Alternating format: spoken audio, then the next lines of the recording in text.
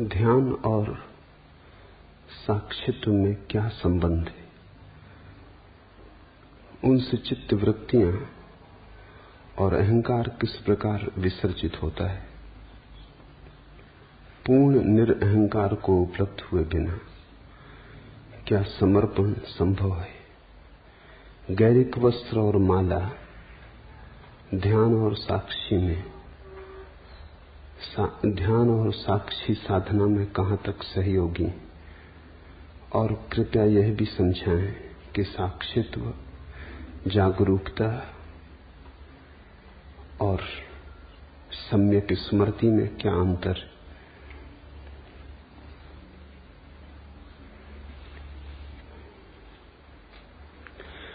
मनुष्य के जीवन को हम 4 हिस्सों में बांट सकते हैं। सबसे पहली परिधि तो कर्म की है। करने का जगत है, सबसे बाहर। थोड़े भीतर चले तो फिर विचार का जगत है, और थोड़े भीतर चले तो फिर भाव का जगत है, भक्ति का, प्रेम का। और थोड़े भीतर चले, केंद्र पर पहुंचे तो साक्षी का।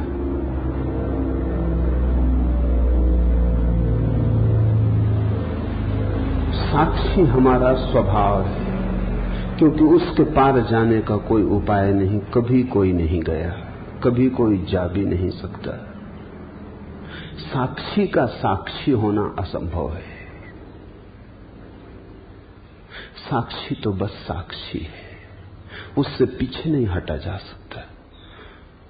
वो हमारी बुनियाद आ गई। साक्षी की बुनियाद पर यह हमारा भवन है, भाव का, विचार का, कर्म का। इसलिए 3 योग हैं: कर्म योग, ज्ञान योग, भक्ति योग। वे तीनों ही ध्यान की पद्धतियां हैं। उन तीनों से ही साक्षी पर पहुंचने की चेष्टा होती। कर्म योग का अर्थ है कर्म धन ध्यान। सीधे कर्म से साक्षी पर जाने की जो चेष्टा है वही कर्म योग है। तो ध्यान पद्धति हुई और साक्षी भाव लक्ष्य हुआ। पूछा है ध्यान और साक्षित्व में क्या संबंध है? ध्यान मार्ग हुआ, साक्षित्व मंजिल हुई। ध्यान की परिपूर्णता है साक्षित्व, और साक्षी भाव का प्रारंभ है ध्यान। तो जो कर्म के ऊपर ध्यान को आरोपित करेगा, जो कर्म के जगत में ध्यान को जोड़ेगा, कर्म धन ध्यान, वो कर्म योगी। फिर ज्ञान योगी है, वो विचार के ऊपर ध्यान को आरोपित करता है, वो विचार के जगत में ध्यान को जोड़ता है, वो ध्यान पूर्वक विचार करने लगता है, एक नई प्रक्रिया जोड़ देता है कि जो भी करेगा होश पूर्वक करेगा। जब विचार धन ध्यान की स्थिति बनती है तो फिर साक्षी की तरफ यात्रा शुरू हुई। ध्यान है दिशा परिवर्तन। जिस चीज के साथ भी ध्यान जोड़ दोगे वही चीज साक्षी की तरफ ले जाने का वाहन बन जाएगी। फिर तीसरा मार्ग है भक्ति योग। भाव के साथ ध्यान का जोड़, भाव के साथ ज्ञान का, ध्यान का गठबंधन, भाव के साथ ध्यान की भांवर। तो भाव के साथ ध्यानपूर्ण हो जाओ। इन 3 मार्गों से व्यक्ति साक्षी की तरफ आ सकता है, लेकिन लाने वाली विधि ध्यान है। मौलिक बात ध्यान है। जैसे कोई वैद्य तुम्हें औषधि दे और कहे शहद में मिला के ले लेना, और तुम कहो शहद में लेता नहीं, मैं जैन धर्म का पालन करता हूं। तो वो कहे दूध में मिला के ले लेना, और तुम कहो दूध में ले नहीं सकता है, क्योंकि दूध तो रक्त का ही हिस्सा है। मैं क्वेकर ईसाई हूं, मैं दूध नहीं पी सकता। दूध तो मांसाहार है, तो वैद्य कहे पानी में मिला के ले लेना, लेकिन औषधि एक ही है। मधु, दूध या जल, कोई फर्क नहीं पड़ता, वो तो सिर्फ औषधि को गटकने के उपाय है, गले से उतर जाए। औषधि अकेली ना उतरेगी। ध्यान औषधि है। 3 तरह के लोग हैं जगत में। कुछ लोग हैं जो बिना कर्म के जी नहीं सकते, उनके सारे जीवन का प्रवाह कर्मठता का है। खाली बैठाओ, बैठ ना सकेंगे, कुछ ना कुछ करेंगे। ऊर्जा है, बहती हुई ऊर्जा है, कुछ हर्ज नहीं। तो सद्गुरु कहते हैं कि फिर तुम कर्म के साथ ही ध्यान की औषधि को गटक लो। चलो यही सही, तुमसे कर्म छोड़ते नहीं बनता, ध्यान तो जोड़ सकते हो कर्म में। तुम कहते हो कर्म छोड़ के तुम्हें क्षण भर नहीं बैठ सकता, बैठ में सकते ही नहीं। बैठना मेरे बस में नहीं, मेरा स्वभाव नहीं। मनोवैज्ञानिक जिनको एक्सट्रोवर्ट कहते हैं, बहिर्मुखी, सदा संलग्न है, कुछ ना कुछ काम चाहिए। जब तक थक के गिर न जाएं, सो न जाएं, तब तक कर्म को छोड़ना उन्हें संभव नहीं। कर्म उन्हें स्वाभाविक है। तो सद्गुरु कहते हैं ठीक, कर्म पर ही सवारी कर लो, इसी का घोड़ा बना लो, इसी में मिला लो औषधि को और गटक जाओ। असली सवाल औषधि का है। तुम ध्यानपूर्वक कर्म करने लगो। जो भी करो मूर्छा में मत करो, होश पूर्वक करो। करते समय जागे रहो। फिर कुछ हैं जो कहते हैं कर्म का तो हम पर कोई प्रभाव नहीं, लेकिन विचार की बड़ी तरंगें उठती हैं। विचारक है, कर्म में उन्हें कोई रस नहीं, बाहर में उन्हें कोई उत्सुकता नहीं, मगर भीतर बड़े तरंगें उठती हैं, बड़ा कोलाहल है, और भीतर वो क्षण भर को निर्विचार नहीं हो पाते। वे कहते हैं कि हम बैठे शांत होकर तो और विचार आते, इतने वैसे नहीं आते जितने शांत होकर बैठ के आते हैं। पूजा, प्रार्थना, ध्यान का नाम ही रखते हैं कि बस विचारों की बड़ी आक्रमण, सेनाओं पर सेनाएं चली आती हैं, डुबा लेती। क्या करें? तो सद्गुरु कहते हैं तुम विचार में ही मिला के ध्यान को पी जाओ। विचार को रोको मत, विचार आए तो उसे देखो, उसमें खो मत, थोड़े दूर खड़े रहो, थोड़े फासले पर, शांत भाव से देखते हुए विचार को ही धीरे धीरे तुम साक्षी भाव को उपलब्ध हो जाओगे। विचार से ही ध्यान को जोड़ दो। फिर कुछ है वो कहते हैं ना हमें विचार की कोई झंझट है, न हमें कर्म की कोई झंझट है। भाव का उद्रेक होता है, आंसू बहते, हृदय गदगद हो आता, डुबकी लग जाती, प्रेम में, स्नेह में, श्रद्धा में, भक्ति में। सद्गुरु कहते हैं इसी को औषधि बना लो,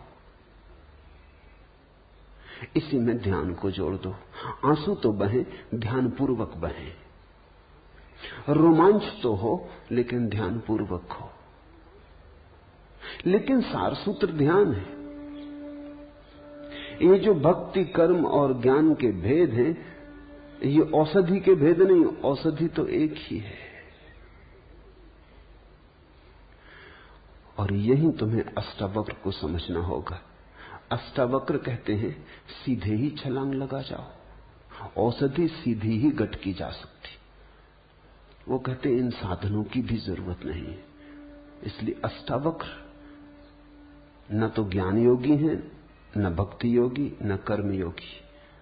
वो कहते हैं सीधे ही साक्षी में उतर जाओ, इन बहानों की कोई जरूरत नहीं। ये औषधि सीधी ही गटकी जा सकती है। छोड़ो बहाने, वाहन छोड़ो, सीधे ही दौड़ सकते हो, साक्षी सीधे ही हो सकते हो। इसलिए जहां तक अष्टावक्र का संबंध है, साक्षी और ध्यान में कोई फर्क नहीं। लेकिन जहां तक और पद्धतियों का संबंध है, साक्षी और ध्यान में फर्क है। ध्यान है विधि, साक्षी है मंजिल। अष्टावक्र के लिए तो मार्ग और मंजिल एक है, इसलिए तो वो कहते हैं अभी हो जाओ आनंदित। जिसकी मंजिल और मार्ग अलग है वो कभी नहीं कह सकता अभी हो जाओ।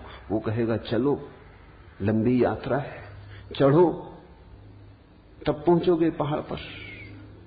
अष्टावक्र कहते हैं आंख खोलो, पहाड़ पर बैठे हो, कहां जाना, कैसा जाना। इसलिए अष्टावक्र के सूत्र तो अति क्रांतिकारी है। न तो ज्ञान, न भक्ति, न कर्म, तीनों ही इस ऊंचाई पर नहीं पहुंचते। शुद्ध साक्षी की बात है। ऐसा समझो कि दवाई गटकनी तक नहीं है, समझ लेना काफी है,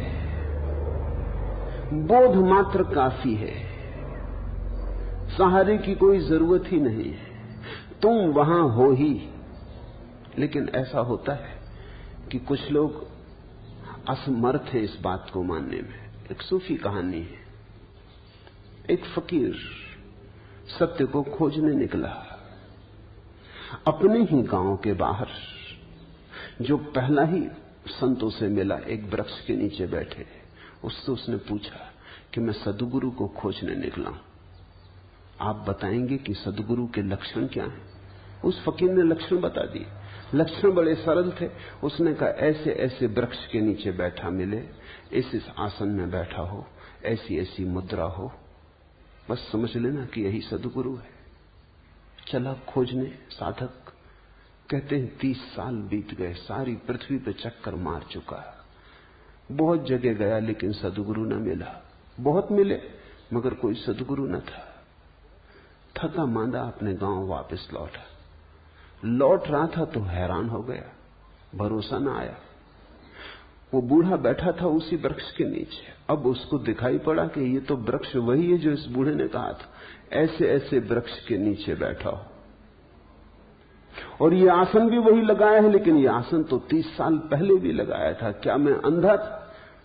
इसके चेहरे पे भाव भी वही, मुद्रा भी वही। वो उसके चरणों में गिर पड़ा, कहा कि आपने पहले ही मुझे क्यों ना कहा? 30 साल मुझे भटकाया क्यों? ये क्यों ना कहा कि मैं ही सद्गुरु? उस बूढ़े ने कहा मैंने तो कहा था, लेकिन तुम तब सुनने को तैयार न थे। तुम बिना भटके घर भी नहीं आ सकते। अपने घर आने के लिए भी तुम्हें 1000 घरों पर दस्तक मारनी पड़ेगी, तभी तुम आओगे। कह तो दिया था मैंने, सब बता दिया था कि ऐसे ऐसे वृक्ष की, यही वृक्ष की व्याख्या कर रहा था, यही मुद्रा में बैठा था, लेकिन तुम भागे भागे थे, तुम ठीक से सुन ना सके, तुम जल्दी में थे, तुम कहीं खोजने जा रहे थे। खोज बड़ी महत्वपूर्ण थी, सत्य महत्वपूर्ण नहीं था तुम्हें, लेकिन आ गए तुम। मैं थका जा रहा था, तुम्हारे लिए बैठा बैठा इसी मुद्रा में। 30 साल तुम तो भटक रहे थे, मेरी तो सोचो। इसी झाड़ के नीचे बैठा कि किसी दिन तुम आओगे तो कहीं ऐसा ना हो कि तब तक मैं विदा हो जाऊं। तुम्हारे लिए रुका था, आ गए तुम। 30 साल तुम्हें भटकना पड़ा अपने कारण। सद्गुरु मौजूद था। बहुत बार जीवन में ऐसा होता है, जो पास है वो दिखाई नहीं पड़ता, जो दूर है वो आकर्षक मालूम होता है, दूर के ढोल सुहावने मालूम होते।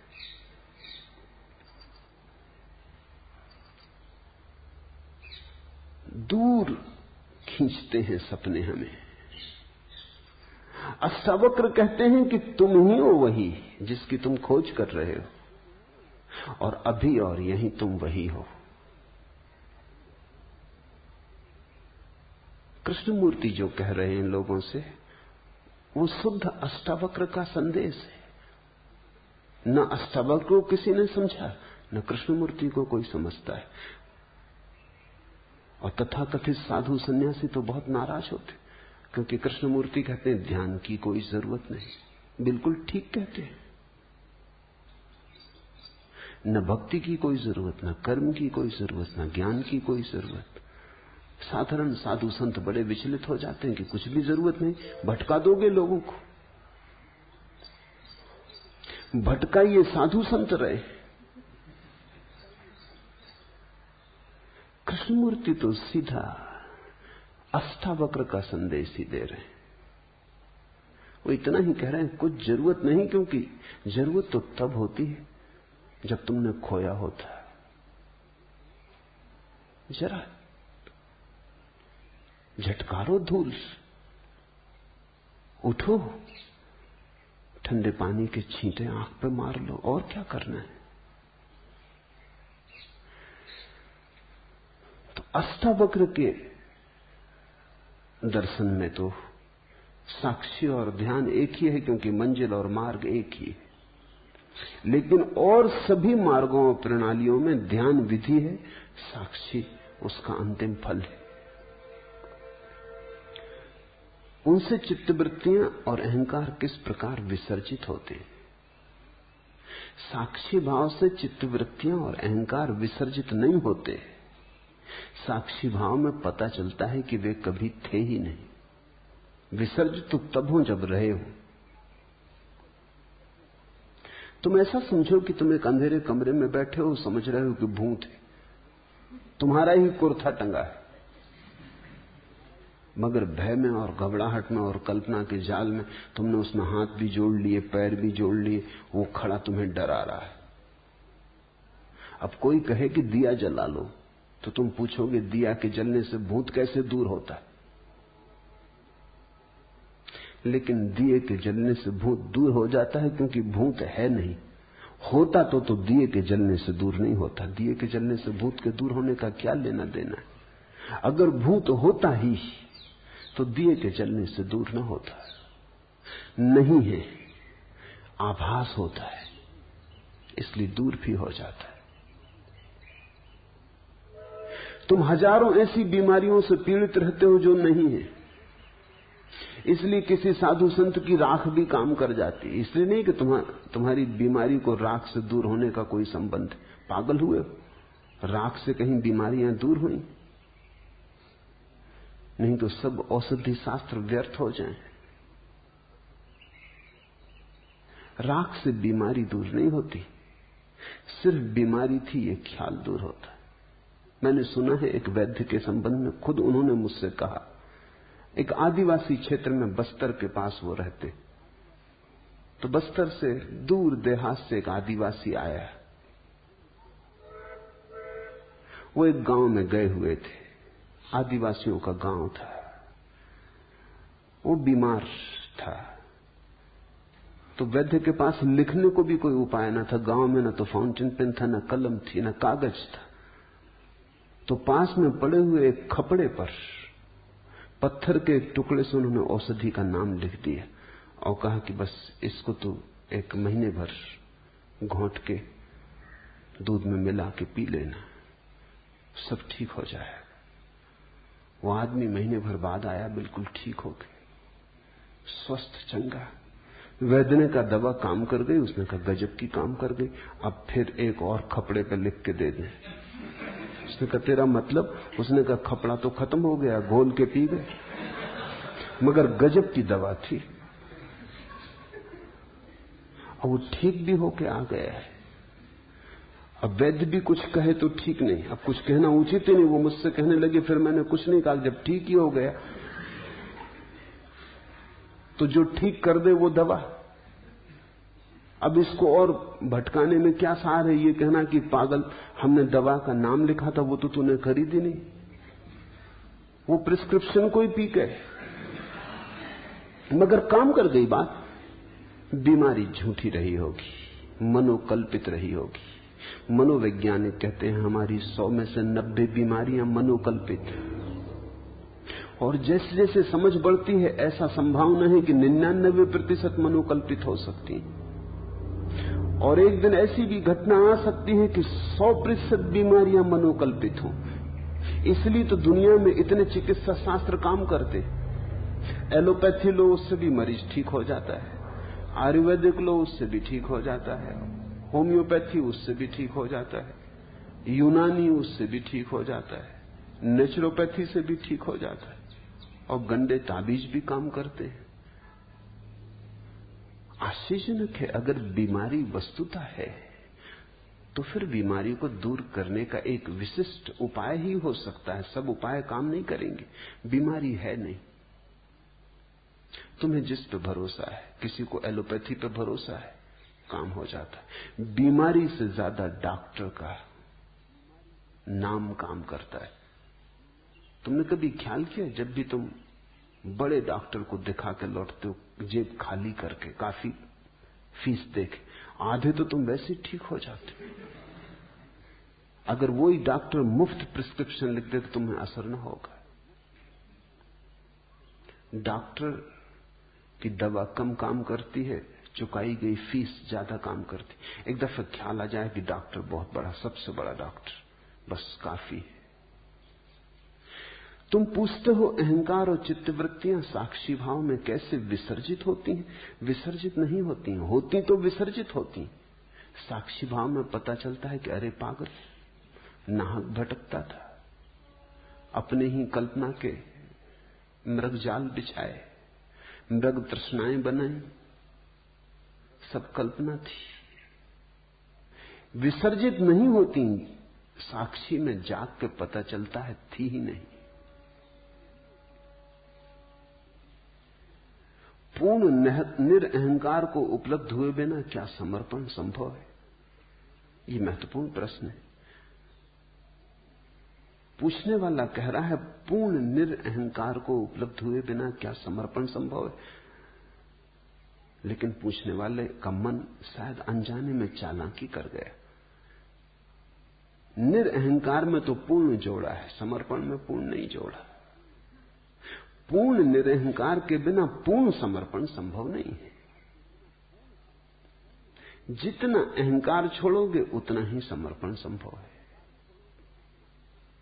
50% अहंकार छोड़ोगे तो 50% समर्पण संभव। अहंकार का छोड़ना और समर्पण दो बातें थोड़ी हैं, एक ही बात को कहने के दो ढंग हैं। तो तुम कहो कि पूर्ण अहंकार को छोड़े बिना तो समर्पण संभव नहीं, पूर्ण समर्पण संभव नहीं, धोखा मत दे लेना अपने को। तो सोचो कि समर्पण की क्या जरूरत जब पूर्ण अहंकार छूटेगा, और वो तो कब छूटेगा, कैसे छूटेगा? जितना अहंकार छूटेगा उतना समर्पण संभव है। अब पूर्ण की प्रतीक्षा मत करो, जितना बने उतना करो। उतना कर लोगे तो और आगे कदम उठाने की सुविधा हो जाएगी। जैसे कोई आदमी अंधेरी रात में यात्रा पर जाता है, हाथ में उसके छोटी सी कंदील है, 4 कदम तक रोशनी पड़ती है। वो आदमी कहे कि इससे तो 10 मील की यात्रा कैसे हो सकती? 4 कदम तक रोशनी पड़ती, 10 मील तक अंधेरा है, भटक जाएंगे। तो हम उससे कहेंगे तुम घबराओ मत, 4 कदम चलो। जब तुम 4 कदम चल चुके होगे, रोशनी 4 कदम आगे बढ़ने लगेगी। कोई 10 मील तक रोशनी की थोड़ी जरूरत है, तब तुम चलोगे। 4 कदम काफी है। तो जितना अहंकार रत्ती भर छूटता है, रत्ती भर छोड़ो। रत्ती भर छोड़ने पर फिर रत्ती छोड़ने की संभावना आ जाएगी। 4 कदम चले, फिर 4 कदम तक रोशनी पड़ने लगी। ऐसी तरकीब खोज के मत बैठ जाना कि जब पूर्ण अहंकार छूटेगा तब समर्पण करेंगे, फिर तुम कभी ना करोगे। तुमने बड़ी कुशलता से बचाव कर लिया। उतना ही समर्पण होगा, ये बात सच है, जितना अहंकार छूटेगा। तो जितना छूटता हो उतना तो कर लो। जितना कमा सको समर्पण उतना तो कमा लो। शायद उसका स्वाद तुम्हें और तैयार कर दे, उसका आनंद अहोभाव तुम्हें और हिम्मत दे दे। हिम्मत स्वाद से आती है। कोई आदमी कहे कि जब तक हम पूरा तैरना न सीख लेंगे तब तक पानी में न उतरेंगे। ठीक कह रहा है, गणित की बात कह रहा है, तर्क की बात कह रहा है। ऐसे बिना सीखे पानी में उतर गए और खा गए डुबकी, ऐसी झंझट न करेंगे। पहले तैरना सीख लेंगे पूरा, फिर उतरेंगे। मगर पूरा सीखोगे कहां? गद्दी पर। पूरा तैरना सीखोगे कहां? पानी में तो उतरना ही पड़ेगा।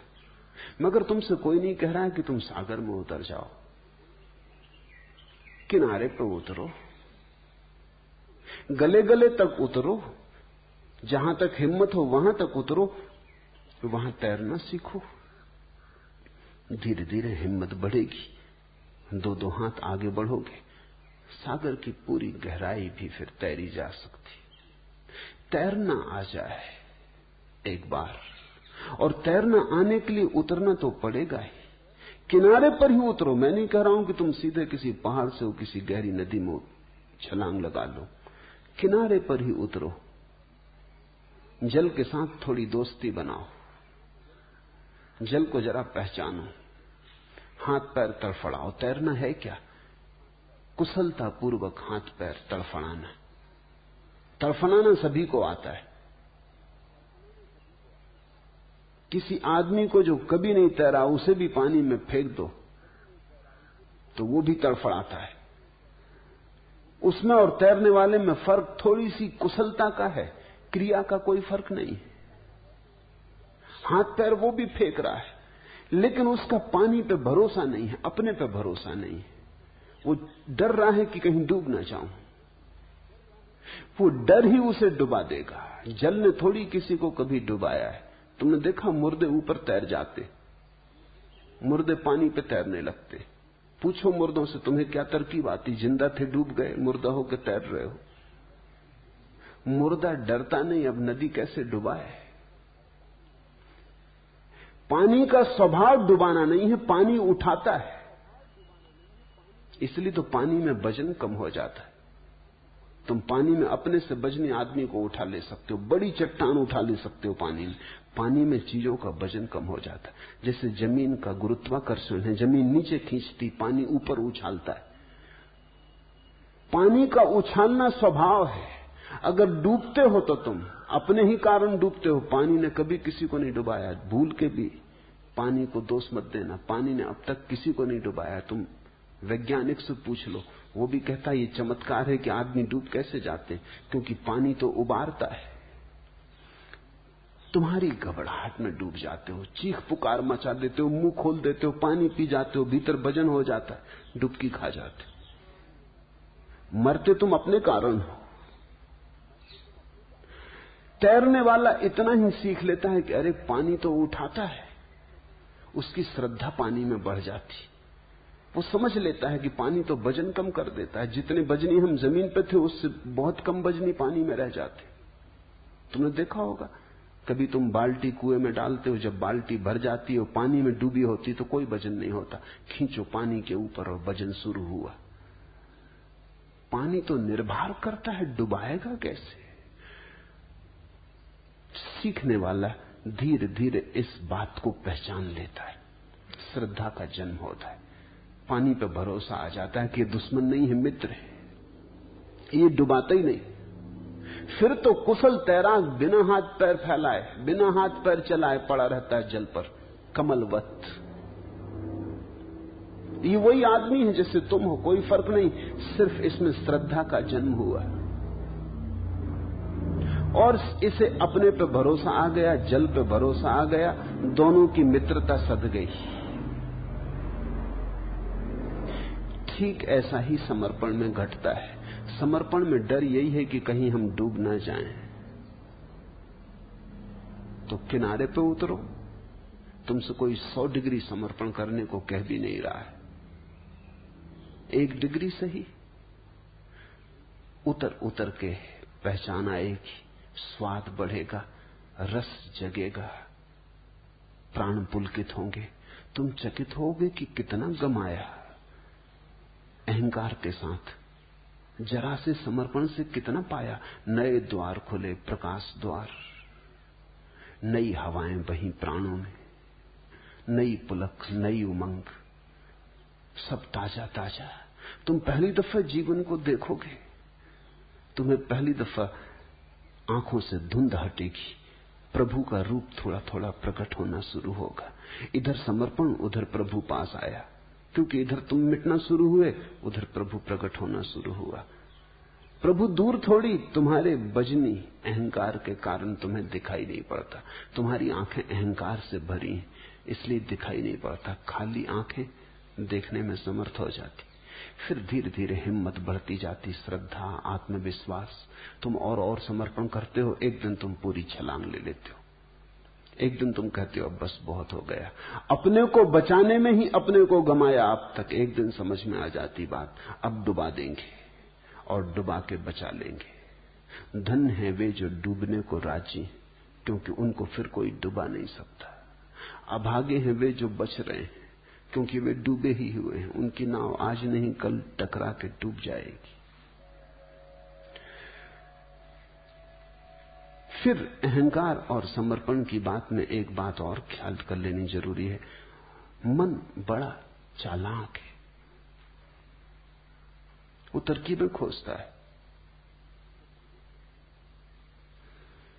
मन कहता है तो पहला कौन, अहंकार का छोड़ना पहले कि समर्पण पहले?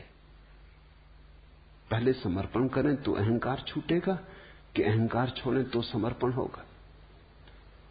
तुम इस तरह की बातें, बाजार जाते हो अंडा खरीदने, तब तुम नहीं पूछते कि पहले कौन, अंडा की मुर्गी। अगर तुम ये पूछो तो तुम अंडा खरीद के कभी घर ना आ सकोगे। तुम बस खरीद के चले आते हो, पूछते नहीं कि पहले कौन। पहले पक्का तो कर ले कि अंडा पहले की मुर्गी पहले। अंडा या मुर्गी, बहुत लोगों ने विवाद किए। अंडा मुर्गी का प्रश्न बड़ा प्राचीन है। पहले कौन आता है, बड़ा कठिन है उत्तर खोज पाना, क्योंकि जैसे ही तुम कहो अंडा पहले आता, कठिनाई शुरू हो जाती, क्योंकि अंडा आया होगा मुर्गी से, तो मुर्गी पहले आ गई। जैसे ही कहो मुर्गी आती पहले, वैसी मुश्किल फिर खड़ी हो जाती, क्योंकि मुर्गी आएगी कैसे बिना अंडे के? ये तो एक वर्तुलाकार चक्कर है। प्रश्न भूल भरा है। प्रश्न भूल भरा है इसलिए है कि मुर्गा और अंडे दो नहीं है। मुर्गा और अंडा एक ही चीज की दो अवस्थाएं। आगे पीछे रखने में, दो कर लेने में तुम प्रश्न को उठा रहे हो।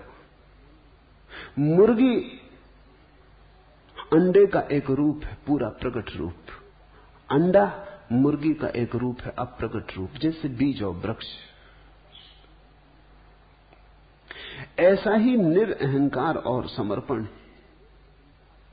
कौन पहले, इस विवाद में पड़ के समय मत गंवाना। अगर मुर्गी ले आए तो अंडा भी ले आए, अगर अंडा ले आए तो मुर्गी भी ले आए। एक आ गया तो दूसरा आ ही गया। कहीं से भी शुरू करो। अगर अहंकार छोड़ सकते हो, अहंकार छोड़ने से शुरू करो। अगर अहंकार नहीं छोड़ सकते तो समर्पण करने से शुरू करो। समर्पण किया तो अहंकार छूटा, पूर्ण छूटा, ऐसा मैं कह नहीं रहा हूं। जितना समर्पण किया उतना छूटा। अगर समर्पण करना मुश्किल मालूम पड़ता है तो अहंकार छोड़ो। जितना छूटेगा अहंकार उतना समर्पण हो जाएगा। दुनिया में दो तरह के धर्म हैं, एक है निरअहंकारिता के धर्म और एक है समर्पण के धर्म। एक है मुर्गी पर जोर देने वाले धर्म, एक है अंडे पर जोर देने वाले धर्म। दोनों सही हैं, क्योंकि एक आ गया तो दूसरा अपने आप आ जाता है। जैसे महावीर का धर्म है जैन धर्म, बुद्ध का धर्म है बौद्ध धर्म, उनमें समर्पण के लिए कोई जगह नहीं। सिर्फ अहंकार छोड़ो। समर्पण करोगे कहां? कोई परमात्मा नहीं है जिसके सामने समर्पण हो सके। महावीर कहते हैं अशरण, शरण जाने की कोई जगह ही नहीं। किसकी शरण जाओगे? अशरण में हो जाओ, लेकिन अहंकार छोड़ो। हिंदू हैं, मुसलमान हैं, ईसाई हैं, वे धर्म समर्पण के धर्म। वे अहंकार छोड़ने की उतनी बात नहीं कहते। वे कहते हैं परमात्मा पे समर्पण करो। कोई चरण खोज लो, कोई चरण जहां तुम अपने सिर को झुका सको। अहंकार अपने से चला जाएगा। दोनों सही है, क्योंकि दोनों घटनाएं एक ही सिक्के के दो पहलू हैं। तुम सिक्के का सीधा हिस्सा घर ले आओ कि उल्टा हिस्सा घर ले आओ, इससे क्या फर्क पड़ता है? सिक्का घर आ जाएगा। दोनों ही एक सिक्के के पहलू हैं, पर कहीं से शुरू करना पड़ेगा। बैठ के सिर्फ गणित मत बिठाते रहना।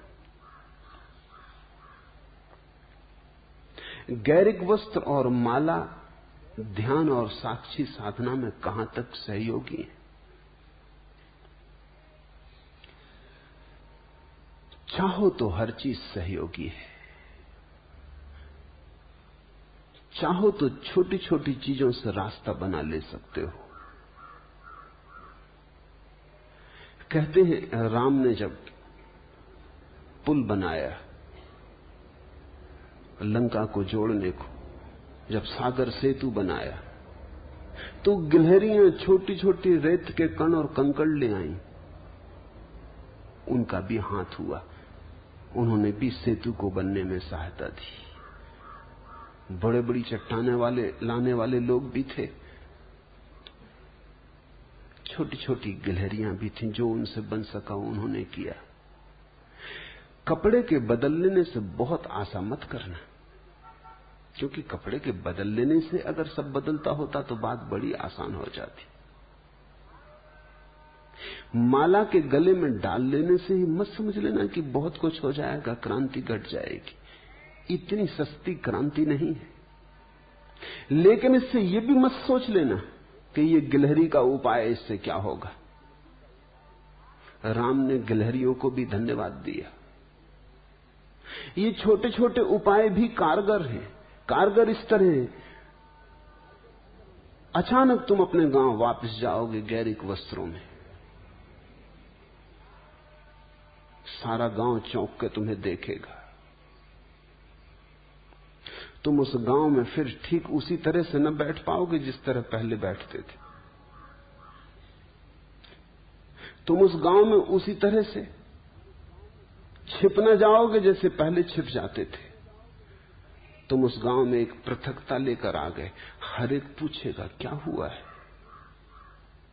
हर एक तुम्हें याद दिलाएगा कि कुछ हुआ है, हर एक तुमसे प्रश्न करेगा, हर एक तुम्हारी स्मृति को जगाएगा, हर एक तुम्हें मौका देगा पुनः पुनः स्मरण का साक्षी बनने का। एक मित्र ने संन्यास लिया, संन्यास लेते वक्त वो रोने लगे, सरल व्यक्ति, और कहा कि बस एक अड़चन है, मुझे शराब पीने की आदत है और आप जरूर कहेंगे कि छोड़ो। मैंने कहा मैं किसी को कुछ छोड़ने को कहते ही नहीं, पीते हो ध्यानपूर्वक पियो।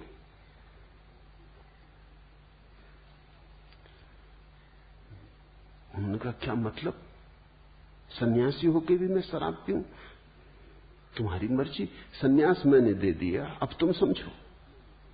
वो कोई महीने भर बाद आए, कहने लगे आपने चालबाजी की। शराब घर में खड़ा था, एक आदमी आके मेरे पैर पड़ लिया, कहा स्वामी जी कहां से आए? मैं भागा वहां से। मैंने कहा कि ये स्वामी जी उस शराब घर में। वो आदमी कहने लगा आपने चालबाजी की। अब शराब घर की तरफ जाने में डरता हूं कि कोई पैर वगैरह छू ले या कोई नमस्कार वगैरह कर ले। आज 15 दिन से नहीं गया हूं। एक स्मृति बनी, एक याददाश्त जगी। तुम इन गैरिक वस्त्रों में उसी भांति क्रोध न कर पाओगे जैसा कल तक करते रहे थे। कोई चीज चोट करेगी, कोई चीज कहेगी अब तो छोड़ो। अब ये गैरिक वस्त्रों में बड़ा बेहुदा लगता है। मैं तुम्हारे लिए गैरिक वस्त्र देकर सिर्फ थोड़ी अड़चन पैदा कर रहा हूं और कुछ भी नहीं। तुम अगर चोर हो तो उसी आसानी से चोर न रह सकोगे। तुम अगर धन के पागल दीवाने हो, लोभी हो, तो तुम्हारे लोभ में वही बल न रह जाएगा। तुम अगर राजनीति में दौड़ रहे हो, पद की प्रतिष्ठा में लगे थे, अचानक तुम पाओगे कुछ सार नहीं। ये छोटे से वस्त्र बड़े प्रतीकात्मक हो जाएंगे। अपने आप में इनका मूल्य नहीं है, लेकिन इनके साथ जुड़ जाने में तुम धीरे धीरे पाओगे बात तो बड़ी छोटी थी, बीज तो बड़ा छोटा था, धीरे धीरे बड़ा हो गया। धीरे धीरे उसने सब बदल डाला। तुम्हारे कृत्य बदलेंगे, तुम्हारी आदतें बदलेंगी, तुम्हारे उठने बैठने का ढंग बदलेगा, तुम्हारे जीवन में एक नया प्रसाद। लोगों की अपेक्षाएं तुम्हारे प्रति बदलेंगी, लोगों की आंखें तुम्हारे प्रति बदलेंगी। नाम का परिवर्तन, पुराने नाम से संबद्ध विच्छेद हो जाएगा। वस्त्र का परिवर्तन, पुरानी तुम्हारी रूपरेखा से मुक्ति हो जाएगी। ये गले में तुम्हारी माला तुम्हें मेरी याद दिलाती रहेगी। ये मेरे और तुम्हारे बीच एक सेतु बन जाएगी। तुम मुझे भूल ना पाओगे इतनी आसानी से,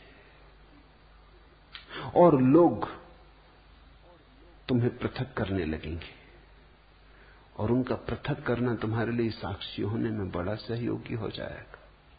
लेकिन मैं ये नहीं कह रहा हूं कि इतना कर लेने से सब हो जाएगा, कि बस पहन लिए वस्त्र और माला डाल ली, समझा कि खत्म, यात्रा पूरी। तुम पे निर्भर है। ये संकेत जैसे हैं, जैसे मील के किनारे पत्थर लगा होता, लिखा रहता है कि 12 मील, 50 मील, 100 मील दिल्ली। उस पत्थर पे कुछ बड़ा मतलब नहीं है। पत्थर हो या ना हो, दिल्ली 100 मील है तो 100 मील है। लेकिन पत्थर पर लिखी हुई लकीर, तीर का चिन्ह राही को हल्का करता। वो कहता चलो 100 मील ही बचा, 25 मील बचा, 50 मील बचा।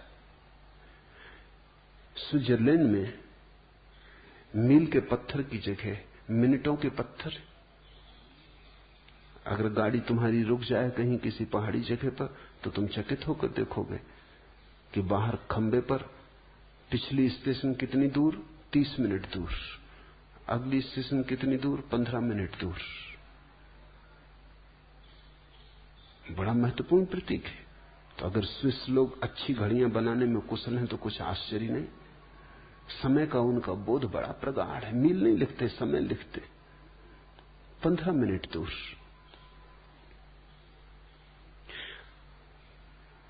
खबर मिलती है कि समय का बोध प्रगाढ़ है इस जाति का। तुम गैरिक वस्त्र पहने हो, कुछ खबर मिलती तुम्हारे बाबत। हर चीज खबर देती, कैसे तुम बैठते हो, कैसे तुम उठते हो, कैसे तुम देखते हो, हर चीज खबर देती। सैनिकों को हम ढीले वस्त्र नहीं पहनाते, दुनिया में कोई जाति नहीं पहनाती। पहनाएगी तो हार खाएगी। सैनिक को ढीले वस्त्र पहनाना खतरनाक सिद्ध हो सकता है। सैनिक को हम चुस्त वस्त्र पहनाते, इतने चुस्त वस्त्र जिनमें वो हमेशा अड़चन अनुभव करता है और इच्छा होती कि कब इनके बाहर कूद के निकल जाए। चुस्त वस्त्र झगड़ेलू आदत पैदा करते। चुस्त वस्त्र में बैठा आदमी लड़ने को तत्पर रहता। ढीले वस्त्र का आदमी थोड़ा विश्राम में होता है। सिर्फ सम्राट ढीले वस्त्र पहनते थे, या सन्यासी या फकीर। तुमने कभी देखा कि ढीले वस्त्र पहन के अगर तुम सीढ़ियां चढ़ो तो तुम एक एक सीढ़ी चढ़ोगे। चुस्त वस्त्र पहन के चढ़ो, दो दो एक साथ चढ़ जाओ। चुस्त वस्त्र पहने हो तो तुम क्रोध से भरे हो। कोई जरा सी बात कहेगा और बेचैनी खड़ी हो जाएगी। ढीले वस्त्र पहने हो तुम थोड़े विश्राम में रहोगे। छोटी छोटी चीजें फर्क लाती। जीवन छोटी छोटी चीजों से बनता है। गिलहरियों के द्वारा लाए गए छोटे छोटे कंकर पत्थर जीवन के सेतु को निर्मित करते। क्या तुम खाते हो, क्या तुम पहनते हो, कैसे उठते बैठते हो, सबका अंतिम परिणाम है। सबका जोड़ हो तुम। अब एक आदमी चला जा रहा है, चमकीले भड़कीले रंगीले वस्त्र पहने, तो कुछ खबर देता है। एक स्त्री चली जा रही है, बेहुदे अश्लील शरीर को उभारने वाले वस्त्र पहने, कुछ खबर देती। एक आदमी ने सीधे सादे वस्त्र पहने, ढीले विश्राम से भरे, कुछ खबर मिलती उस आदमी के संबंध में। मनोवैज्ञानिक कहते हैं अगर तुम एक आदमी को आधा घंटा तक चुपचाप देखते रहो, कैसे वस्त्र पहने, कैसा उठता, कैसा बैठता, कैसा देखता, तो तुम उस आदमी के संबंध में इतनी बातें जान लोगे कि तुम भरोसा न कर सकोगे। हमारी हर गतिविधि, हर भाव भंगिमा हमारी है। भाव भंगिमा के बदलने से हम बदलते हैं, हमारे बदलने से भाव भंगिमा बदलती। तो ये तो केवल प्रतीक है, ये तुम्हें साथ देंगे, ये तुम्हारे लिए इशारे बने रहेंगे, ये तुम्हें जागरूक रखने के लिए थोड़ा सा सहारा है।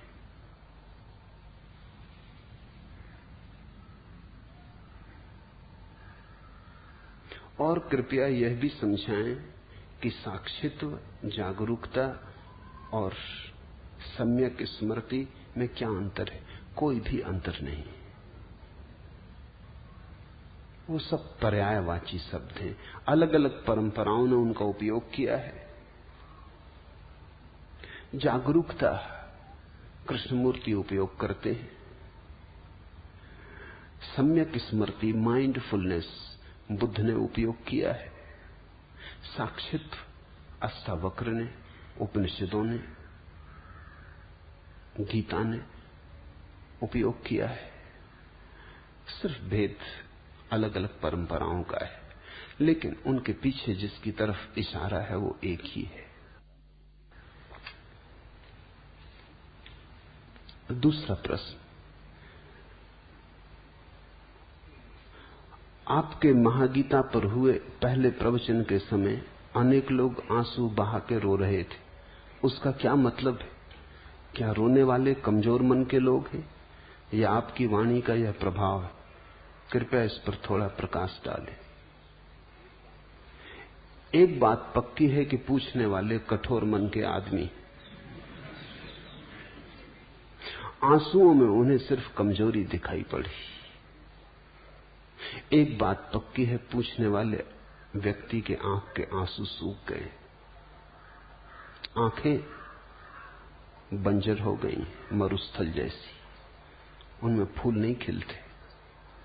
आंसू तो आंख के फूल है। पूछने वाले का भाव मर गया है, पूछने वाले का हृदय अवरुद्ध हो गया है। पूछने वाला सिर्फ बुद्धि से जी रहा होगा, उसने भाव को तिलांजलि दे दी, सोच विचार से जी रहा होगा। प्रेम और करुणा और जीवन की तरफ जो लगाव की, चाहत की, आनंद की संभावना है, उसे इनकार कर दिया होगा। कोई रसधार नहीं बहती होगी, सूखा साखा मरुस्थल जैसा मन हो गया होगा। इसलिए पहली बात यह ख्याल में आई कि जो लोग रोते हैं कमजोर मन के होंगे। किसने कहा तुम्हें कि रोना कमजोरी का लक्षण? मीरा खूब रोई, चैतन्य की आंखों से झरझर आंसू बहे। नहीं, कमजोरी के लक्षण नहीं, भाव के लक्षण, भाव की शक्ति के लक्षण। और ध्यान रखना, भाव विचार से गहरी बात है। मैंने कहा पहले कर्म की रेखा, फिर विचार की रेखा, फिर भाव की रेखा, फिर साक्षी का केंद्र। भाव साक्षी के निकटतम है, भक्ति भगवान के निकटतम है, कर्म बहुत दूर है, वहां से यात्रा बड़ी लंबी है, विचार भी काफी दूर है, वहां से भी यात्रा काफी लंबी है, भक्ति बिल्कुल पास है। ख्याल रखना, आंसू जरूरी रूप से दुख के कारण नहीं होते। हालांकि लोग एक ही तरह के आंसुओं से परिचित हैं जो दुख के होते। करुणा में भी आंसू बहते, आनंद में भी आंसू बहते, अहोभाव में भी आंसू बहते, कृतज्ञता में भी आंसू बहते।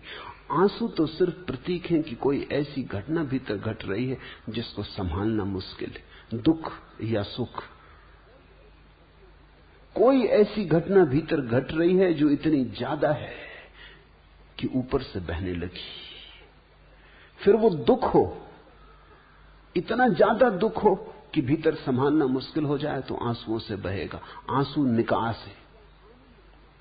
या आनंद घना हो जाए तो आनंद भी आंसुओं से बहेगा, आंसू निकास है। आंसू जरूरी रूप से दुख या सुख से जुड़े नहीं है, अतिरेक से जुड़े हैं।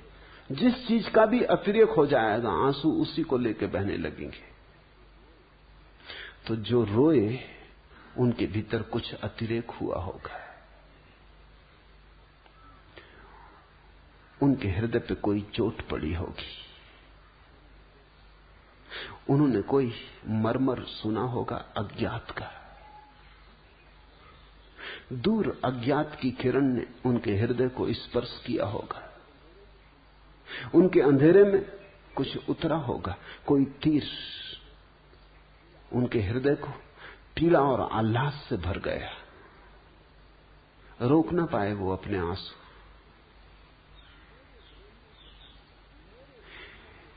मेरे बोलने के प्रभाव से इसका कोई संबंध नहीं, क्योंकि तुम भी सुन रहे थे। अगर मेरे बोलने का ही प्रभाव होता तो तुम भी रोए होते, सभी रोए होते। नहीं, मेरे बोलने से ज्यादा सुनने वाले की हार्दिकता का संबंध है। जो रो सकते थे वो रोए, और रोना बड़ी शक्ति है। एक बहुत अनूठी दिशा को मनुष्य जाति ने खो दिया, विशेषकर मनुष्यों ने खो दिया, पुरुषों ने। स्त्रियों ने थोड़ा बचा रखा है, स्त्रियां धन्यभागी हैं।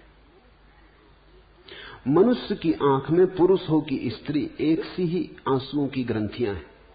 प्रकृति ने आंसुओं की ग्रंथियां बराबर बनाई, इसलिए प्रकृति का तो निर्देश स्पष्ट है कि दोनों की आंखें रोने के लिए बनी। लेकिन पुरुष के अहंकार ने धीरे धीरे अपने को नियंत्रण में कर लिया है। धीरे धीरे पुरुष सोचने लगा है कि रोना स्त्रैण है, सिर्फ स्त्रियां रोती। इस कारण पुरुष ने बहुत कुछ खोया है, भक्ति खोई, भाव खोया।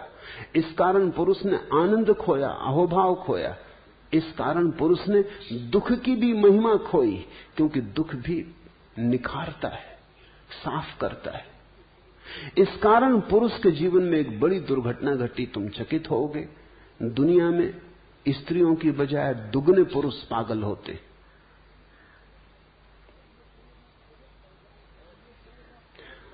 और ये संख्या बहुत बढ़ जाए अगर युद्ध बंद हो जाए, क्योंकि युद्ध में पुरुषों का पागलपन काफी निकल जाता है, बड़ी मात्रा में निकल जाता है। अगर युद्ध बिल्कुल बंद हो जाए 100 साल के लिए, तो डर है कि पुरुषों में से 90% पुरुष पागल हो जाएंगे। पुरुष स्त्रियों से ज्यादा आत्मघात करते हैं 2 गुना। आमतौर से तुम्हारी धारणा और होगी, तुम सोचते हो कि स्त्रियां ज्यादा आत्मघात करती, बातें करती हैं स्त्रियां, करती नहीं आत्मघात। ऐसा गोली वगैरह खा के लेट जाती हैं, मगर गोली भी हिसाब से खाती हैं। तो स्त्रियां प्रयास ज्यादा करती हैं आत्मघात का, लेकिन सफल नहीं होती। उस प्रयास में भी हिसाब होता। वस्तुतः स्त्रियां आत्मघात करना नहीं चाहती, आत्मघात तो उनका केवल निवेदन है शिकायत का। वो ये कह रही कि ऐसा जीवन जीने योग्य नहीं, कुछ और जीवन चाहिए था। वो तो सिर्फ तुम्हें खबर दे रही कि तुम इतने वज्र हृदय हो गए हो कि जब तक हम मरने को तैयार ना हो शायद तुम हमारी तरफ ध्यान ही ना दोगे। वो सिर्फ तुम्हारा ध्यान आकर्षित कर रही। ये बड़ी अशोभन बात है कि ध्यान आकर्षित करने के लिए मरने का उपाय करना पड़ता है। आदमी जरूर खूब कठोर हो गया होगा, पथरीला हो गया होगा। स्त्रियां मरना नहीं चाहती, जीना चाहती। जीने के मार्ग पर जब इतनी अड़चन पाती, कोई सुनने वाला नहीं, कोई ध्यान देने वाला नहीं, तब सिर्फ तुम ध्यान दे सको इसलिए मरने का उपाय करती। लेकिन पुरुष जब आत्महत्या करते हैं तो सफल हो जाते। पुरुष पागलपन में आत्महत्या करते। ज्यादा पुरुष मानसिक रूप से रुग्ण होते हैं। कारण क्या होगा? बहुत कारण है, मगर एक कारण उनमें आंसू भी है। मनोवैज्ञानिक कहते हैं पुरुषों को फिर से रोना सीखना होगा। ये बल नहीं है जिसको तुम बल कह रहे हो, ये बड़ी कठोरता है। बल इतना कठोर नहीं होता, बल तो कोमल का है। तुमने देखा पहाड़ से झरना गिरता है, जल प्रपात गिरता है, कोमल जल। चट्टानें बड़ी सख्त, चट्टानें जरूर सोचती होंगी हम मजबूत हैं, ये जलधार कमजोर है, लेकिन अंततः जलधार जीत जाती, चट्टान रेत होकर बह जाती। परमात्मा कोमल के साथ है, निर्बल के बलराम। एक फूल खिला है, पास में पड़ी है एक चट्टान। चट्टान जरूर दिखती है मजबूत, फूल कमजोर। लेकिन तुमने कभी फूल की शक्ति देखी, जीवन की शक्ति? कौन चट्टान को सिर झुकाता है? तुम पत्थर को लेकर तो भगवान के चरणों में चढ़ाने नहीं जाते। तुम चट्टान सोच के कि बड़ी मजबूत है, चलो अपनी प्रेयसी को भेंट कर दें, ऐसा तो नहीं करते। फूल तोड़ के ले जाते हो। फूल का बल है, फूल की गरिमा है, उसकी कोमलता उसका बल है, उसका खिलाव उसका बल है, उसका संगीत, उसकी सुगंध उसका बल है, उसकी निर्बलता में उसका बल है। सुबह खिला है, सांझ मुरझा जाएगा, यही उसका बल है। लेकिन खिला है, चट्टान कभी नहीं खिलती, बस है। चट्टान मुर्दा है, फूल जीवंत है, मरेगा क्योंकि जिया है। चट्टान कभी नहीं मरती क्योंकि मरी ही है। कोमल बनो, आंसुओं को फिर से पुकारो, तुम्हारी आंखों को गीत और कविता से भरने दो, अन्यथा तुम वंचित रहोगे बहुत सी बातों से। फिर तुम्हारा परमात्मा भी एक तर्क जाल रहेगा, हृदय की अनुभूति नहीं, एक सिद्धांत मात्र रहेगा, एक सत्य का स्वाद और सत्य की प्रतीति नहीं। जो आंसू बहाकर रोए वे सौभाग्यशाली, वे बलशाली। उन्होंने फिक्र न की कि तुम क्या कहोगे। उनको भी फिक्र तो लगती है कि लोग क्या कहेंगे। जब कोई आदमी जार जार रोने लगता है तो उसे भी फिक्र लगती है कि लोग क्या कहेंगे। बल चाहिए रोने को कि फिक्र छोड़े कि लोग क्या कहेंगे। कहने दो, होंगे बदनाम तो हो लेने दो, हमको जी खोल के रो लेने दो। जब कोई आदमी रोता है, छोटे बच्चे की तरह बिसूरता है, तो थोड़ा सोचो उसका बल। तुम सबकी फिक्र नहीं की उसने ये फिक्र नहीं की कि लोग क्या कहेंगे कि मैं यूनिवर्सिटी में प्रोफेसर हूं और रो रहा हूं। कोई विद्यार्थी देख ले कि मैं इतना बड़ा दुकानदार और रो रहा हूं, कोई ग्राहक देख ले कि मैं इतना बलशाली पति और रो रहा हूं और पत्नी पास बैठी है, घर जाके झंझट खड़ी होगी। कि मैं बाप हूं और रो रहा हूं और बेटा देख ले, छोटे बच्चे देख ले, संभाल लो अपने को। अहंकार संभाले रखता है, ये निरअहंकार रोया। अहंकार अपने को सदा नियंत्रण में रखता है, निरअहंकार बहता है, उसमें बहाव है। जे सुलगे ते बुझी गए, बुझे ते सुलगे नाई, रहीमन दाहे प्रेम के बुझ बुझ के सुलगाई। अंगारे जलते हैं, जे सुलगे ते बुझी गए, लेकिन एक घड़ी आती बुझ जाते, फिर तुम दोबारा उन्हें नहीं जला सकते। राख को किसी ने कभी दोबारा अंगारा बनाने में सफलता पाई? जे सुलगे ते बुझी गए, बुझे ते सुलगे नाही, फिर एक दफा बुझ के वो कभी नहीं सुलगते। रहीमन दाहे प्रेम के, लेकिन जिनके हृदय में प्रेम का तीर लगा उनका क्या कहना। रहीमन दाहे प्रेम के बुझ बुझ के सुलगाएं। बार बार जलते, बार बार बुझते, फिर सुलग जाते। प्रेम की अग्नि शाश्वत है, सनातन है। जिन्होंने मुझे प्रेम से सुना वो रो पाएंगे, जिन्होंने मुझे सिर्फ बुद्धि से सुना वो कुछ निष्कर्ष ज्ञान लेके जाएंगे, वो राख लेके जाएंगे, प्रेम का अंगारा नहीं। वो ऐसी राख लेके जाएंगे जो फिर कभी नहीं सुलगेगी, याद रखना। वो बुझ गई, वो तो मैंने तुमसे जब कही तभी बुझ गई। अगर तुमने बुद्धि में ली तो राख, अगर तुमने हृदय में ली तो अंगारा। इसलिए प्रेम का अंगारा जिनके भीतर पैदा हो जाएगा वो तो फिर जलेगा, फिर बुझेगा, फिर जलेगा। वो तो तुम्हें खूब तड़फाएगा, वो तो तुम्हें निखारेगा, वो तो तुम्हारे जीवन में सारा रूपांतरण ले आएगा। दिल खोल के अगर तुम रो सके तो अंगारा हृदय में पहुंच गया इसकी खबर दी। अगर न रो सके तो बुद्धि तक पहुंचा। थोड़ी राख इकट्ठी हो जाएगी, तुम थोड़े जानकार हो जाओगे, तुम दूसरों को समझाने में थोड़े कुशल हो जाओगे, वाद विवाद तर्क करने में तुम थोड़े निपुण हो जाओगे। बाकी मूल बात चूक गई। जहां से अंगारा ला सकते थे वहां से सिर्फ राख लेके लौट आए। फिर तुम उस राख को चाहे विभूति कहो, कुछ फर्क नहीं पड़ता। राख राख है।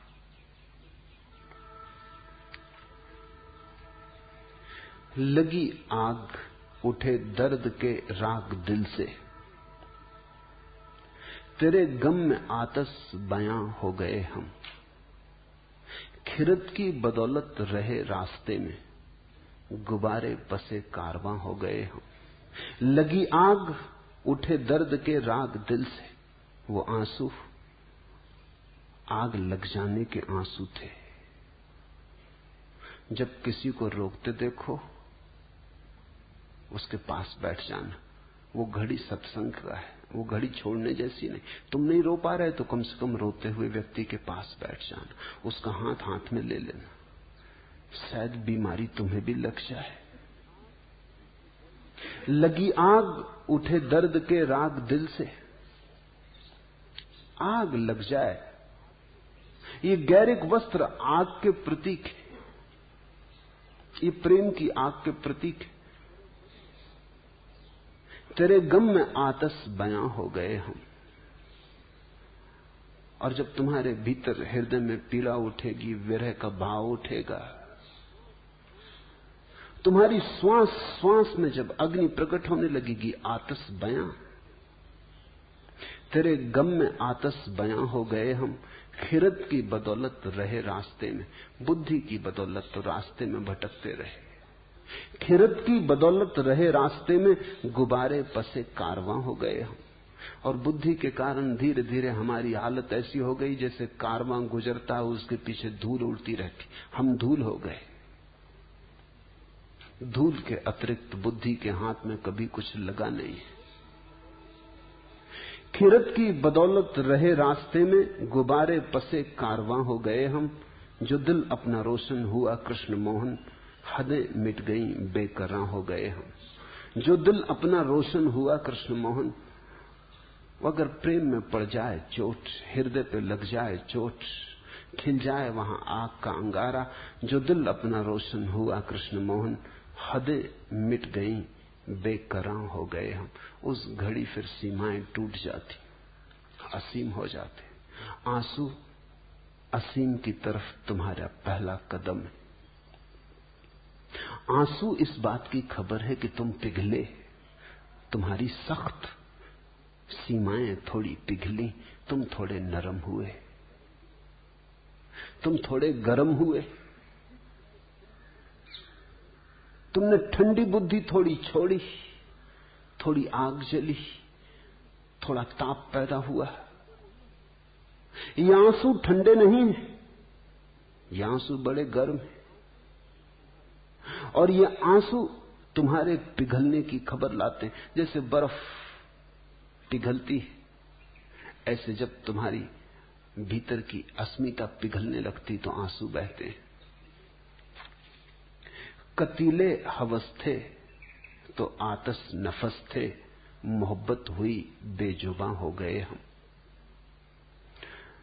जब बुद्धि से भरे थे, वासनाओं से भरे थे, विचारों से भरे थे तो लाख बातें की, जवान बड़ी तेज थी। कतीले हवस थे तो आतश नफस थे, मोहब्बत हुई बेजुबां हो गए हम। वे आंसू बेजुबान अवस्था की सूचनाएं। जब कुछ ऐसी घटना घटती है कि कहने का उपाय नहीं रह जाता तो न रो तो क्या करो। जब जवान कहने में असमर्थ हो जाए तो आंखें आंसुओं से कहती। जब बुद्धि कहने में असमर्थ हो जाए तो कोई नाच के कहता है। मीरा नाची। कुछ ऐसा हुआ कि कहने को शब्द न मिले। पद्म घुंघरू बांध मीरा नाची रे, रोई, जार जार रोई। कुछ ऐसा हो गया कि शब्दों में कहना संभव न रहा। शब्द बड़े संकीर्ण मालूम हुए। आंसू ही कह सकते थे, आंसुओं से ही कहा। नहीं, इस तरह के भाव मन में मत लेना कि वो लोग कमजोर हैं। वे लोग शक्तिशाली हैं। उनकी शक्ति कोमलता की है। उनकी शक्ति संघर्ष की और हिंसा की नहीं है, उनकी शक्ति हार्दिकता की। क्योंकि अगर तुमने सोचा कि ये लोग कमजोर हैं तो फिर तुम कभी भी ना रोओगे। इसलिए तुमसे बार बार जोर दे के कह रहा हूं, उनको कमजोर मत समझना, उनसे ईर्ष्या करो। बार बार सोचो कि क्या हुआ कि मैं नहीं रो पा रहा हूं।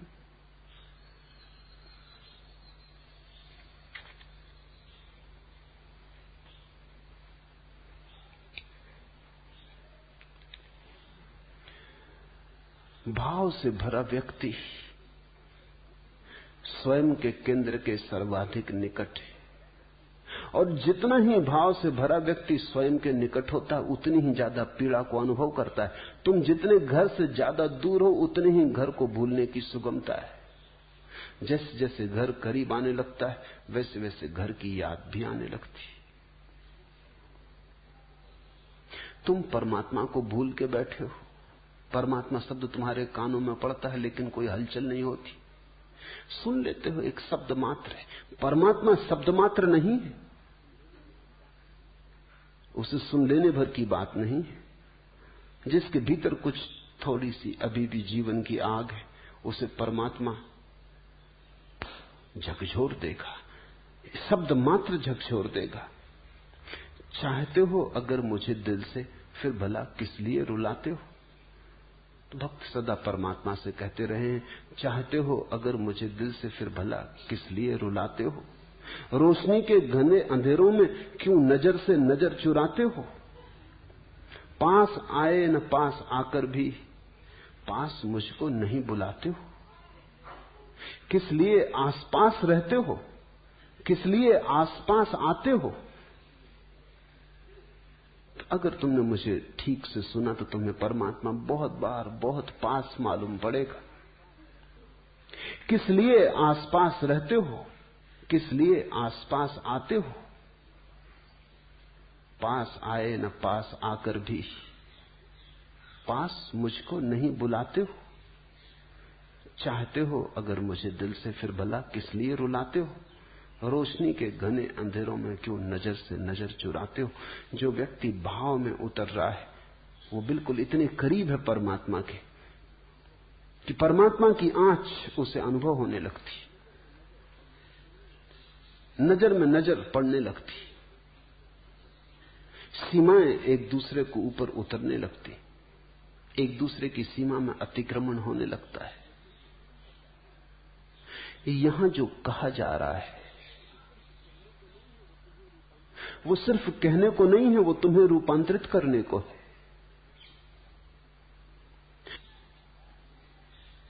वो तुम्हें संपूर्ण रूप से जड़ मूल से बदल देने की बात है।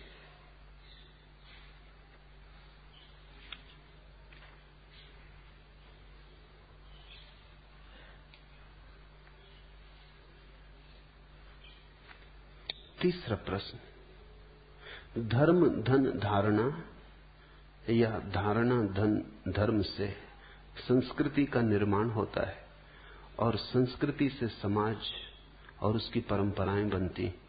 पूज्यपाद ने बताया कि धर्म सबके खिलाफ है। अगर धर्म सभी के विरोध में रहेगा तो किसी प्रकार की अराजकता होना असंभव है क्या। हमें समझाने की कृपा करें। धर्म से जो तुम अर्थ समझ रहे हो धारणा का, वैसा अर्थ नहीं है। धारणा कंसेप्ट, धर्म नहीं है। धर्म शब्द बना है जिस धातु से, उसका अर्थ है जिसने सबको धारण किया है, जो सबका धारक है, जिसने सबको धारा है, धारणा नहीं, जिसने सबको धारण किया है। ये जो विराट, ये जो चांद पक्षी और मनुष्य और अनंत अनंत तक फैला हुआ अस्तित्व है, इसको जो धारे हुए है वही धर्म। धर्म का कोई संबंध धारणा से नहीं है। तुम्हारी धारणा हिंदू की है, किसी की मुसलमान की है, किसी की ईसाई की, इससे धर्म का कोई संबंध नहीं। ये धारणाएं, ये बुद्धि की धारणाएं।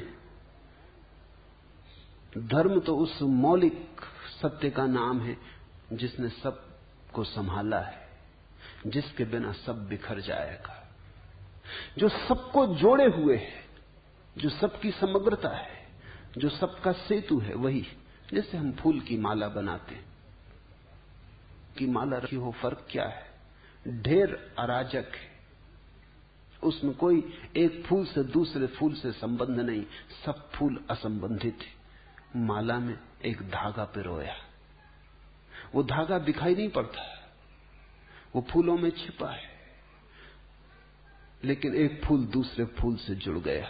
इस सारे अस्तित्व में जो धागे की तरह पिरोया हुआ, उसका नाम धर्म।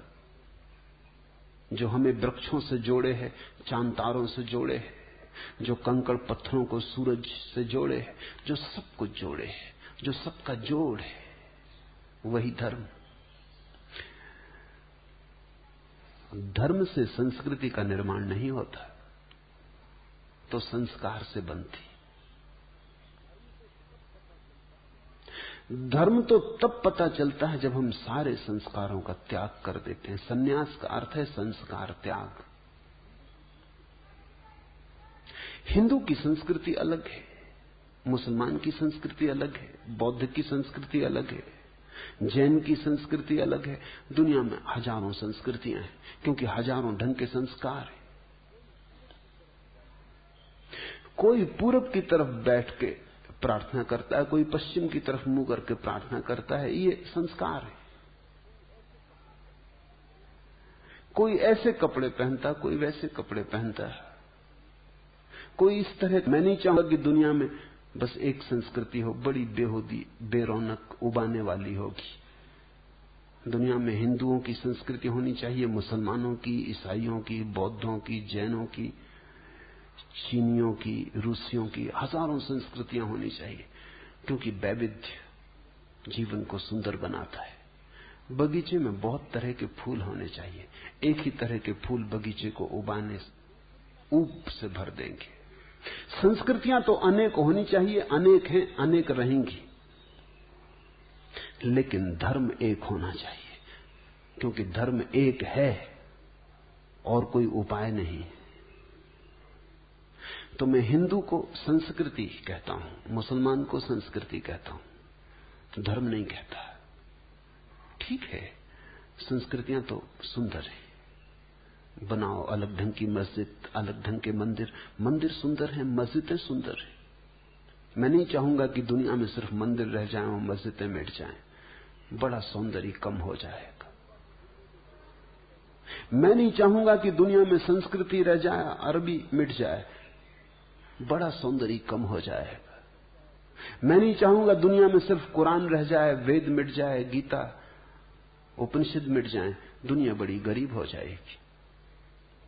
कुरान सुंदर है, साहित्य की अनूठी कृति है, काव्य की बड़ी गहन, कुछ लेना ना नहीं। वेद प्रिय है, अनूठे उद्घोष है, पृथ्वी की आकांक्षाएं हैं आकाश को छू लेने की।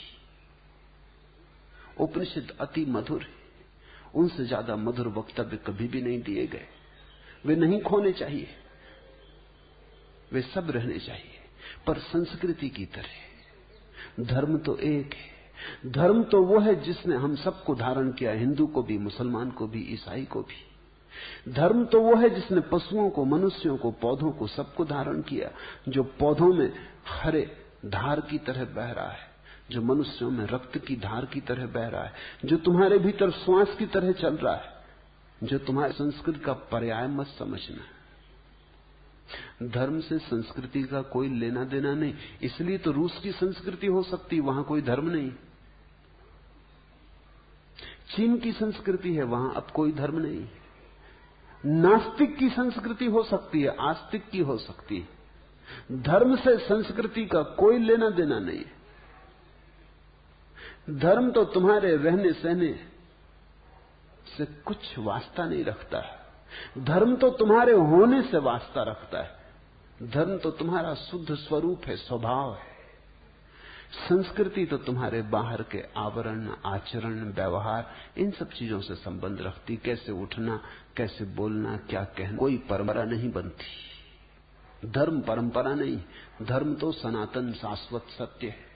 परंपराएं तो आदमी बनाता है, धर्म तो है। परंपराएं आदमी से निर्मित है, आदमी के द्वारा बनाई गई। धर्म आदमी से पूर्व है, धर्म के द्वारा आदमी बनाया गया है। इस फर्क को ख्याल में ले लेना। इसलिए परंपरा को भूल के भी धर्म मत समझना। और धार्मिक व्यक्ति कभी पारंपरिक नहीं होता, ट्रेडिशनल नहीं होता। इसलिए तो जीसस को सूली देनी पड़ी, मंसूर को मार डालना पड़ा, सुकरात को जहर देना पड़ा, क्योंकि धार्मिक व्यक्ति कभी भी परंपरागत नहीं होता।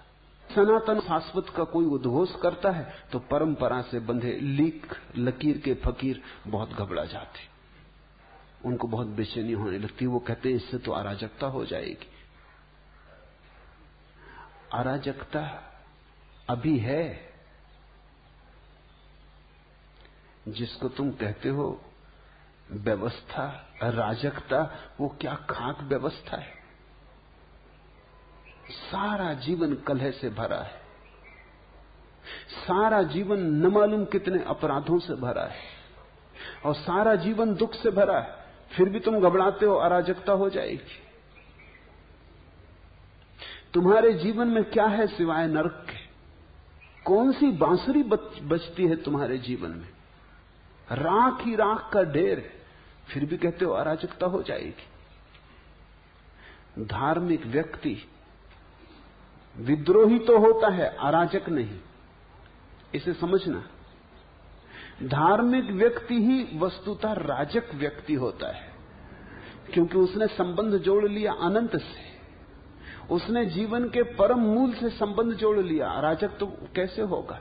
हां, तुमसे संबंध तो टूट गया, तुम्हारी ढांचे व्यवस्था से वो थोड़ा बाहर हो गया।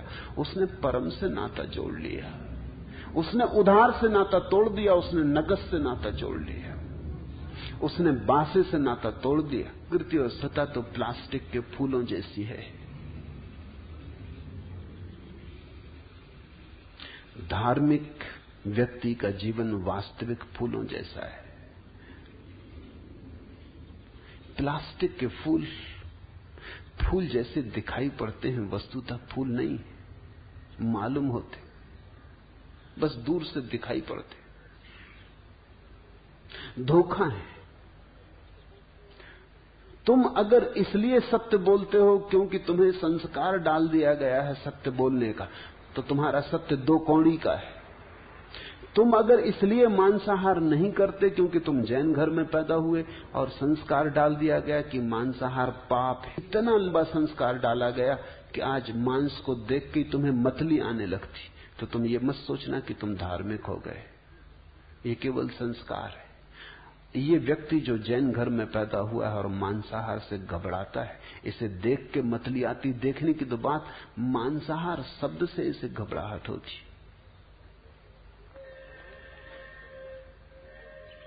मांसाहार से मिलती जुलती कोई चीज देख ले तो इसको मतली आ जाती। टमाटर देख के ये घबराता है। ये सिर्फ संस्कार है। अगर ये व्यक्ति किसी मांसाहारी घर में पैदा हुआ होता तो बराबर मांसाहार करता है, क्योंकि वहां मांसाहार का संस्कार होता। यहां मांसाहार भाव हो चैतन्य का जैसा महावीर के भीतर हुआ, वो संस्कार नहीं था,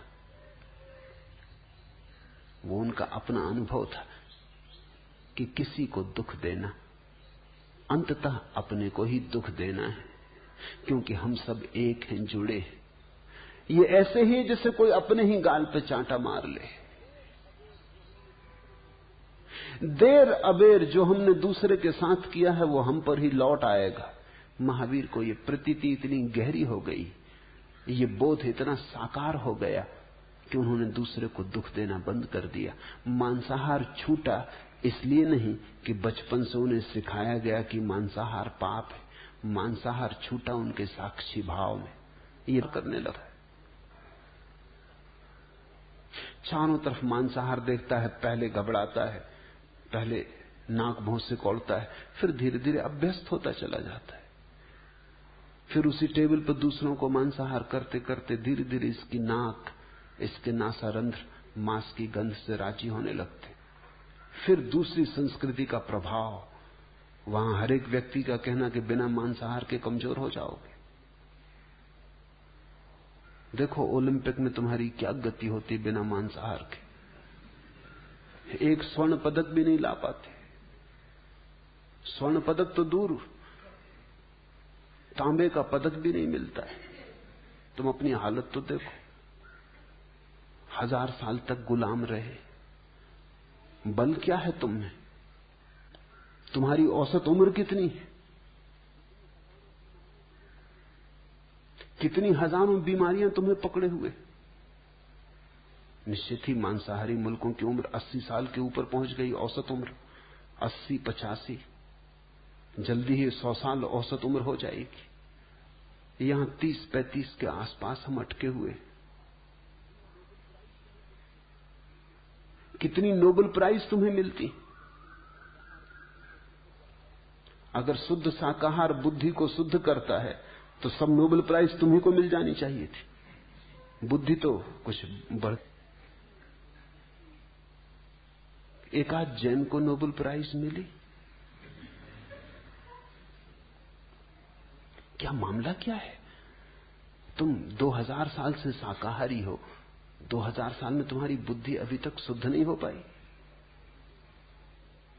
तो मांसाहारी के पास दलीलें हैं। वो कहता तुम्हारी बुद्धि कमजोर हो जाती क्योंकि ठीक ठीक प्रोटीन, ठीक ठीक विटामिन, ठीक ठीक शक्ति तुम्हें नहीं मिलती। तुम्हारी देह कमजोर हो जाती, तुम्हारी उम्र कम हो जाती, तुम्हारा बल कम हो जाता।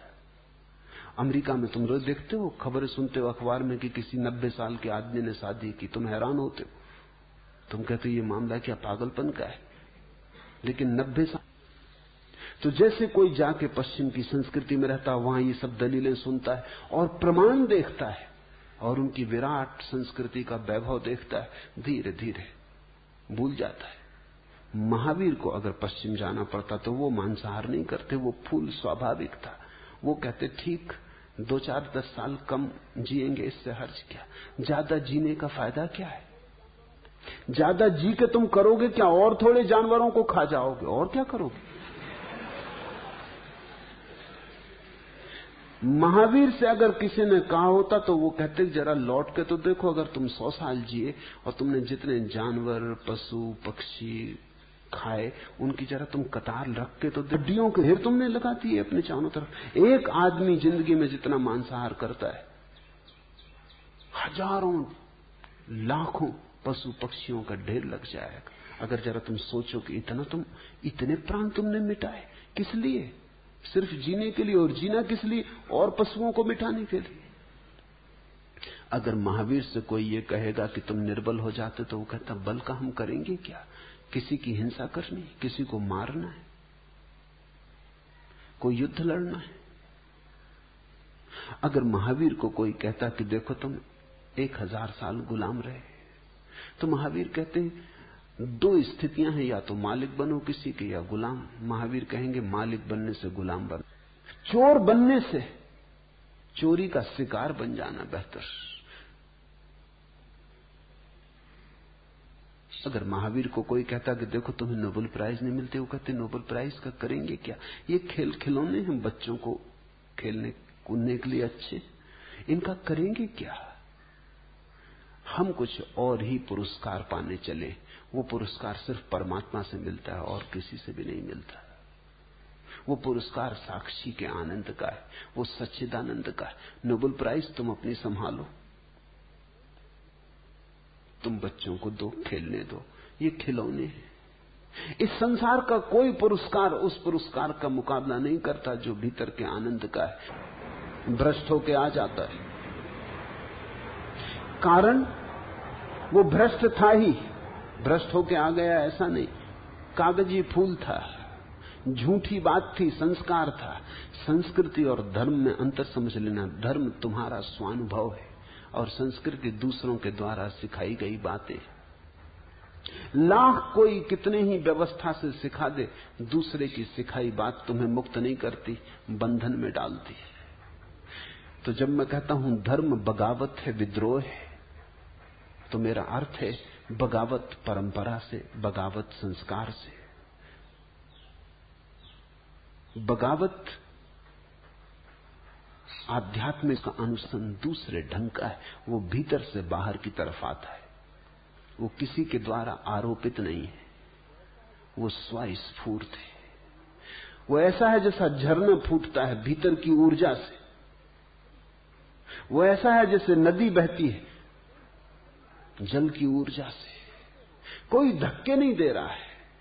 तुम ऐसे हो जैसे गले में किसी ने रस्सी बांधी और घसीटे जा रहे हो, पीछे से कोई कोड़े मार रहा है तो चलना पड़ रहा है। संस्कार से जीने वाला आदमी जबरदस्ती घसीटा जा रहा है, बेमन से घसीटा जा रहा है। धार्मिक व्यक्ति नाचता हुआ जाता है, वो मृत्यु की तरफ भी जाता है तो नाचता हुआ जाता। तुम जो गाते, वो कहते हैं हम साधु संत सीधे साधे आदमी, बड़ा अन्याय हो रहा है दुनिया में, बेईमान मजा लूट रहे हैं, चोर बदमाश मजा लूट रहे हैं। मैं उनसे कहता हूं तुम्हें ये ख्याल ही उठता है कि वो मजा लूट रहे हैं, ये बात बताती कि तुम साधु भी नहीं, संत भी नहीं, सरल भी नहीं। तुम हो तो उन्हीं जैसे लोग, सिर्फ तुम्हारी हिम्मत कमजोर है। चाहते तो तुम भी उन्हीं जैसा मजा हो, लेकिन उस मजे के लिए जो कीमत चुकानी पड़ती है वो चुकाने में तुम डरते हो। तो तुम भी चोर, लेकिन चोरी करने के लिए हिम्मत चाहिए, वो हिम्मत तुम्हारी खो गई।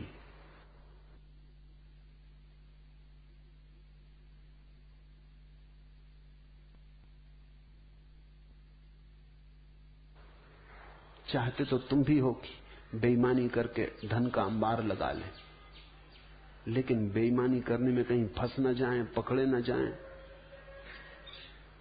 इसलिए तुम रुके हो।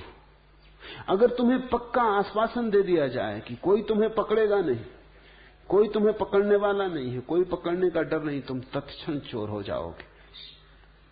धार्मिक व्यक्ति तो दया खाता है उन पर जो बेईमानी कर रहे हैं, क्योंकि वो कहता है ये बेचारे कैसे परम आनंद से वंचित हो रहे हैं, जो हमें मिल रहा है वो इन्हें नहीं मिल रहा। धार्मिक व्यक्ति ईर्ष्या नहीं करता अधार्मिक से, दया खाता है, मन ही मन में रोता है कि इन विचारों को, सिर्फ क्योंकि उसके पास कुछ विराट तर है, और उसी विराट के कारण उसके जीवन में एक अनुशासन होता है।